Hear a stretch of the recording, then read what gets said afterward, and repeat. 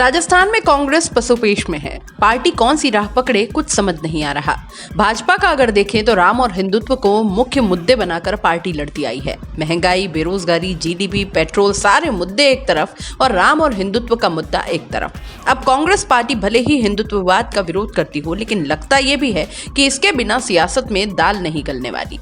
एक के बाद एक राज्य कांग्रेस के हाथ से छिटकते जा रहे हैं और पार्टी मुख्यधारा से हाशिए पर जा रही है। अब राजस्थान में कांग्रेस पार्टी धार्मिक आयोजनों के जरिए हिंदू वोटर्स में दखल बढ़ाने की कोशिश कर रही है।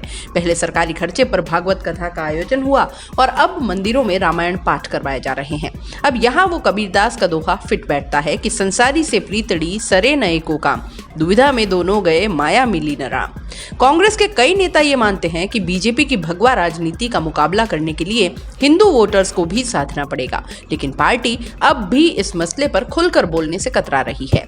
एक और जहां हिंदुत्ववाद के विरोध से कांग्रेस से हिंदू वोट बैंक नाराज हो रहा है, वहीं पार्टी हिंदुत्ववाद का खुलकर समर्थन करे तो अल्पसंख्यक वोट बैंक हाथ से छिटकने का खतरा है। पार्टी में कुछ नेता राम और हिंदुत्ववाद के मुद्दे पर खुलकर बोलने लगे हैं, तो ज्यादातर नेता अब भी इस मुद्दे पर चुप्पी ही साधे रहते हैं। कांग्रेस के कई नेता भी मानते हैं कि इस मुद्दे पर पार्टी नेताओं को खुलकर बोलना चाहिए, क्योंकि असमंजस की राह हमेशा नुकसान ही ज्यादा करती है। राजस्थान की अशोक गहलोत सरकार के कैबिनेट मंत्री प्रताप सिंह खाचरियावास का कहना है कि बीजेपी तो अब अस्तित्व में आई है, भगवान श्री राम और हिंदू धर्म तो सनातन काल से हैं। ऐसे में भगवान राम पर केवल बीजेपी का दावा गलत है। कांग्रेस को इस मुद्दे पर खुलकर बोलना चाहिए।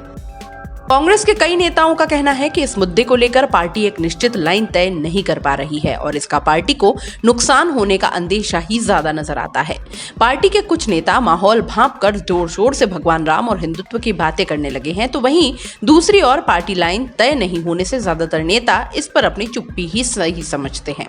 कांग्रेस के कई नेता दबी जुबान से इस बात को भी स्वीकार कर लेते हैं कि इस असमंजस की स्थिति के चलते पार्टी जनता में एक क्लियर मैसेज देने में नाकाम साबित हो रही है और इसका उसे नुकसान भी उठाना पड़ सकता है।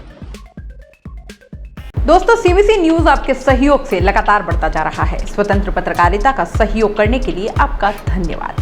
सबसे पहले तो जिन लोगों ने हमारे चैनल को सब्सक्राइब नहीं किया है, तो पहले सब्सक्राइब करें, जिसका कोई शुल्क नहीं लगता और बड़ा आसान है। बस नीचे दिख रहे लाल सब्सक्राइब के बटन को दबाना है और पास में दिख रहे बेल आइकन को भी दबाना है, ताकि आपको अपने सीबीसी न्यूज के हर अपडेट्स मिल सके। हमारे इंस्टाग्राम पेज और फेसबुक पेज को भी लाइक करें, फॉलो करें, वहां पर भी आपको मिलती है तरह तरह के अपडेट्स।